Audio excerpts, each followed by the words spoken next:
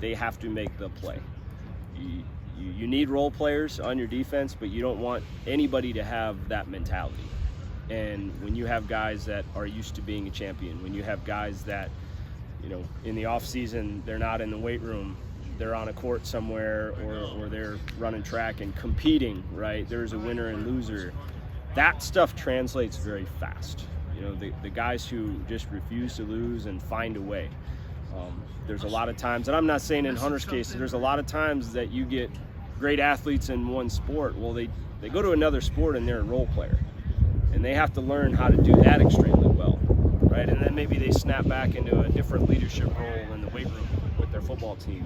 And then they go to a third sport and, maybe they dominate again. And I think you just create well-rounded athletes. You create an amazing atmosphere in a locker room when you get guys that are ultra competitive, and that's what we have thrived on recruiting for years. And obviously we feel like we stacked the deck with that class as far as guys that love to compete and are willing to come in and push people and earn their spots.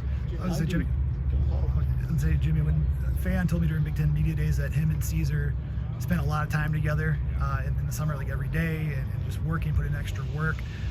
How have you seen them, being back from 2018 and them working and starting at that time and then to now, just how have you seen them progress? And just as the two senior corners, what are your expectations for them heading into fall camp in the season? Yeah, it's been fun for me. These guys I've had their entire career. So just knowing kind of where they were at physically, mentally when they came into the program to where they are now and seeing that growth, it's a lot of fun as a coach. And they had decisions last year. Do I leave? Do I come back? What's the right decision? And being part of that process was gratifying as a coach, and to get them back and the leadership they have and understanding they're back to take this team to another level, and they're back to try to take themselves and what pushes them over the edge to make it to that next level. There's a different urgency, I would say, than some young guys where it's just, this is a couple years away. They realize what's on the horizon, that they're not going to be in this locker room for much longer. So they're trying to leave that impact on and off the field. And I think I felt that as a coach, and I think our locker room would agree that those guys came in with a little bit different approach as far as the kind of legacy they wanted to leave in their last season. You talked about kind of move to position as players. How do you kind of coach to that? Is it just a matter of identifying those kind of hybrid type players in the recruiting level, or how do you kind of coach to that? Yeah, number one, you can't create them. You can't go out of your way to make somebody something that he isn't. So we're always trying to identify those guys. And when you're recruiting young kids, you don't quite know that last step or the last couple steps of how their body's going to develop. So there's always a group of kids that are going to be in that range of, well, we don't know which way this is going to trend as they get on campus and they turn from 17, 18 to 20, 21-year-olds, right?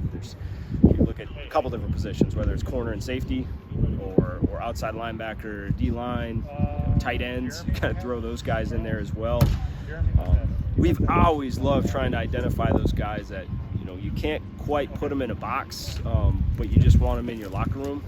And you look at how many quarterbacks who've come through this program and been great linebackers. You look at the TJ Edwards and Ryan Connolly's and Ben Ginkles and some of those guys where it's just can't quite put your finger on how they're going to be successful in your program, but you want them there, and they're going to find a way.